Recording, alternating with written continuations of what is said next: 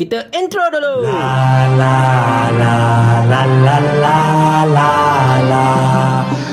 Pelacuran ni macam dia perlu. Assalamualaikum warahmatullahi. Barangkali anda telah mendengar kata-kata Rosham Nor dalam satu podcast yang antara lain menyatakan bahawa pusat pelacaran itu adalah perlu untuk mengekang masalah-masalah sosial terutamanya berkaitan dengan pekerja-pekerja warga asing. Tetapi sekiranya kalau ada di antara anda yang masih belum mendengar podcast tersebut dan hanya mungkin terbaca-baca berita ke sebagainya, ini kereta videonya untuk anda. Pelacuran ni macam dia perlu. Perlu macam mana tu? Okey. Sekarang ni pendatang yang datang kat negara kita ni ada lebih kurang 3 juta. Yang bekerja dekat negara kita ni. Bini semua tinggal ni. Bini semua tinggal. Namanya pun lelaki. Lelaki. Kalau dia tak faham maksud saya? Tak keluarkan. Tak keluarkan, dia nak tonjol kat mana? Dia tengok anak bini kita, anak dara kita, lalu saya silap dia rogol anak dara kita. Dia boleh jadi sampai ke tahap tu. Sebab benda ni kan bermain dengan ni, dan dia orang pun duduk sini, pun duduk kat malam tak kerja, dia pun tengok benda yang sama juga. Tengok porno juga. Jadi bila ada rumah pelacuran tu, at least dia pergi bayar kat sana. Itu pandangan saya peribadi, tapi engkau orang fikir sendiri lah. Mungkin aku salah, tapi mungkin aku betul. Pertamanya tuan-tuan dan puan-puan sekalian, saya ingin mengingatkan kepada anda semua dan juga untuk diri saya agar jangan hentam Rosham Nor ini lebih-lebih. Itu adalah pandangan beliau. Dan betul, pandangan beliau itu memang langsung salah. Salah tak ingat dunia punya. Tapi kita janganlah hentam dia lebih-lebih. Cukuplah hentaman yang dia terima daripada sosial media yang lain dan sebagainya. Kita kena memberitahu dia dengan cara yang elok betapa cadangan dia itu merupakan satu cadangan yang sangat-sangat tersasar dan salah sama sekali. Kita balik pada cadangan Rosham Nor itu, tuan-tuan dan puan-puan sekalian. Beliau berpandangan, pusat pelacuran ini sebenarnya perlu sebab hendak mengekang masalah kenaikan nafsu terutamanya di kalangan para pekerja warga asing. Beliau mengambil contoh, begitu ramai sekali warga asing yang datang bekerja dekat negara kita ini tidak membawa isteri mereka sekali. Mereka datang seorang diri ataupun bersama kawan-kawan, mereka bekerja dekat sini sebagainya, dan of course sebagai seorang lelaki, mereka ini mempunyai nafsu dan nafsu itu haruslah dilampiaskan. Tapi kalau tak ada tempat untuk melampiaskan nafsu dan sebagainya, maka of course lah pekerja-pekerja ini akan masuk air. Dan Rosham kata benda ini mungkin akan membahayakan anak-anak dara kita, isteri-isteri kita dan sebagainya. Di sini tuan-tuan dan puan-puan sekalian, saya dapat tangkap tahu apa yang Rosham Nor maksudkan. Dia cuba berfikir secara logik. Logiknya betul lah. Pekerja-pekerja asing ini, okey, tak payah cerita pekerja asing lah. Kita pun sebagai contohnya, kalau dah lama tak dapat, kalau dah lama tak bersenggama, Bikau bersenggama bercakap terus kan, kita of course akan rasa tension juga, akan rasa nafsu kita membuat-buat dan macam-macam lagi. Dan kita kena melampiaskan juga nafsu kita itu one way or another. Tetapi pandangan Rosham Nor betapa pusat pelacuran itu penting untuk membantu golongan seperti pekerja asing yang nak melampiaskan nafsu ini, cadangan itu sangat-sangat tersasar sebenarnya Rosham. Pertamanya kena ingat, pusat pelacuran ini merupakan satu benda yang haram. Haram gila-gila di sisi Islam masalahnya.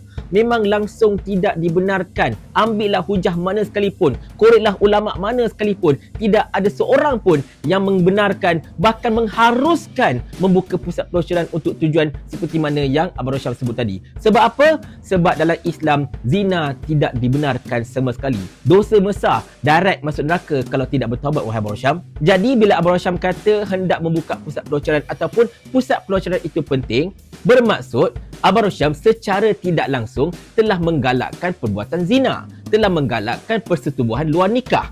Dan benda ini akan mencampakkan lagi banyak masalah dalam masyarakat seperti penyakit kelamin, seperti ketagihan dan juga lambakan-lambakan sundal dekat pasaran. Dan inilah yang akan menyebabkan masyarakat kita akan jadi lebih teruk dan lebih bermasalah berbanding dengan yang kita ada sekarang ini. The thing is Abang Rosham, kita faham apa yang Abang Rosham cuba cakap.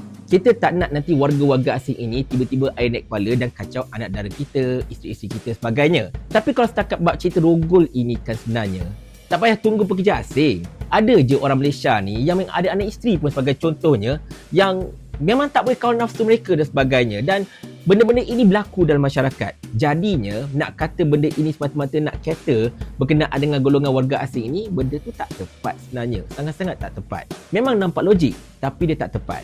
Dalam masa yang sama juga, bila Abang Rosyam kata yang pekerja-pekerja asing ini akan mengalami masalah, orang kata apa, tak tahan lah, nafsu seks kuat dan sebagainya, bla bla bla, sebab dalam tak dapat, seolah-olah macam Abang Rosyam hendak merendahkan intelek para pekerja asing ini, intelek para pendatang ini, seolah macam mereka ini macam satu jenis haiwan yang memang kerja je nak menutuh je masalahnya kan, dan dia tidak ada pertimbangan iman, pertimbangan akal dan sebagainya. Perlu diingat wahai Abang Rosyam, majoriti pekerja warga asing datang negara-negara kita ini ialah orang-orang Islam dari Bangladesh, daripada Rohingya, Indonesia dan ramai lagi negara Islam sebenarnya.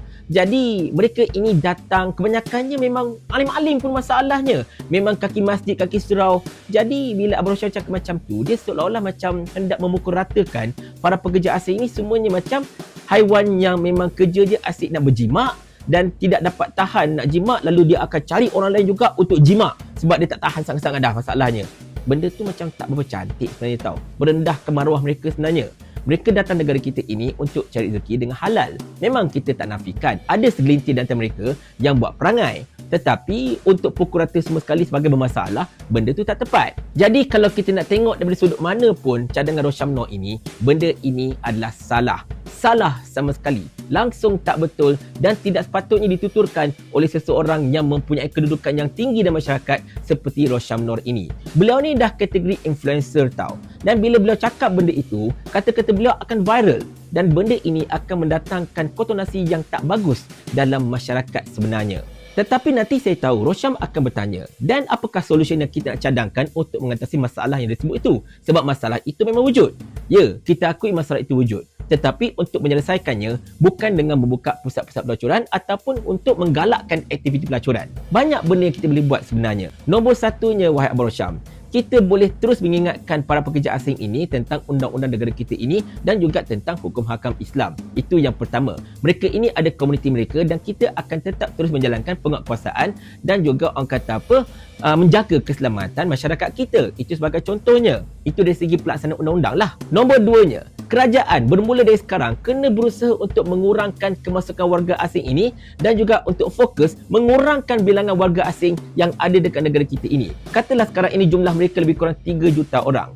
Jadi mungkin kita dah bolehlah pelan-pelan mengurangkan bilangan mereka ini, mungkin mencapai sasaran 1 juta pekerja asing sahaja pada tahun 2027. Macam mana kita tahu, ramainya pekerja asing ini menisbahkan kepada peningkatan kadar jenayah. Ini statistik yang kita peroleh daripada Polis Diraja Malaysia. Bukan saya yang cakap. Jadi bila kita dapat kurangkan pekerja asing ini sebagai contohnya, insya-Allah statistik jenayah ke atau benda-benda berkaitan dengan yang Abang Rosyam sebut itu dapat juga dikurangkan. So tak payahlah kita kelang kabut nak benarkan pusat pelacuran dibuka ke atau menggalakkan aktiviti pelacuran ke. Itu tak berapa cerdik masalahnya. Yang ketiganya, mereka ini kita buat satu kota tau. Yang datang ni katalah daripada 3 orang yang datang, kena ada seorang perempuan datang salahnya. Dia tak boleh semua lelaki. Sebab apa? Sebab mereka ini, macam yang kita kata, mereka perlukan pasangan. Jadi mereka ini bolehlah cari pasangan di kalangan warga mereka sendiri, di kalangan kaum mereka sendiri sebagai contohnya kan. Dan proses perkahwinan mereka pun tak payahlah gunakan sistem proses perkahwinan yang ada dekat Malaysia ini. Sebab proses perkahwinan dekat Malaysia ini adalah tertakluk kepada warga Malaysia. Mereka ini just ada kadi kahwinkan mereka, settle. Kahwin secara hukum. Balik negara diorang, kalau ada registration ke apa-apa ke, apa dah pandailah diorang register. Janji diorang ini mudah untuk kahwin dengan adanya kuota pekerja lelaki dengan pekerja perempuan itu. Tak adalah yang lopsided. Ada 100 pekerja lelaki, seorang je pekerja perempuan. Mampus macam tu masalahnya. Dan sebenarnya dalam Islam Abang Rosyam, ada satu solution untuk lelaki yang memang kuat nafsu ini. Memang ada, iaitu poligami. Poligami ini memang dah digariskan sejak zaman berzaman lagi, telah diwahyukan oleh Allah Ta'ala sebagai satu cara untuk menyantuni nafsu lelaki ini sebenarnya. Allah buat kita. Allah tahu orang lelaki ni macam mana perangai dia. Jadi Allah telah merukhsahkan poligami ini untuk orang-orang lelaki, terutamanya untuk kes-kes macam ni. Pekerja-pekerja asing yang datang dekat negara kita ini, yang orang kata tidak membawa pasangan mereka, tinggal dekat kampung ke apa-apa ke, jadi mereka ini boleh poligami, tak ada masalah. Masalahnya dengan masyarakat kita ni, kita pandang poligami ni macam satu stigma yang haram, macam benda ni nafsu semata-mata sebagainya. Padahal perkahwinan itu sendiri pun kalau ikutkan disebabkan oleh nafsu. Kalau tak ada nafsu tak kahwin, kita masalah, betul tak? Kita nak kahwin sebab kita ada keinginan terhadap lawan jantina kita. Kita ada keinginan terhadap seorang wanita. Kalau kita tak ada keinginan itu, confirm kita tak kahwin pun masalahnya. Jadi untuk menyantuni mereka ini, mereka boleh je poligami. Garis panduan sudah disediakan dalam agama Islam. Kita nak selesaikan masalah, kita balik pada agama. Bukan balik pada logik akal kita. Sebab akal kita ini pun Allah yang ciptakan. Jadi mana mungkin akal kita ini hendak mengatasi benda yang memang Allah dah wahyukan kepada kita sejak sekian lama. Betul tak? Jadi Abang Rosyam, saya ini bukan seorang ulama ke ustaz ke apa-apa ke untuk memberitahu Abang Rosyam, untuk mengajar ke ataupun untuk orang kata bertazkirah dan sebagainya.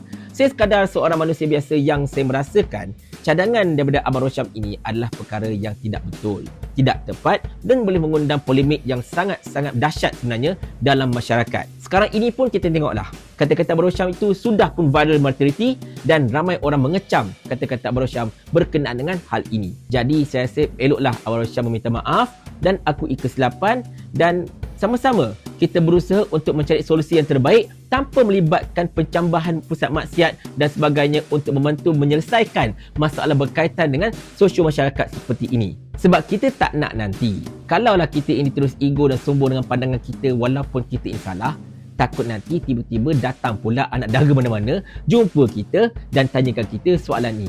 Baru nanya. Mau tak Tuan hamba kalau hamba kirimkan ke akhirat?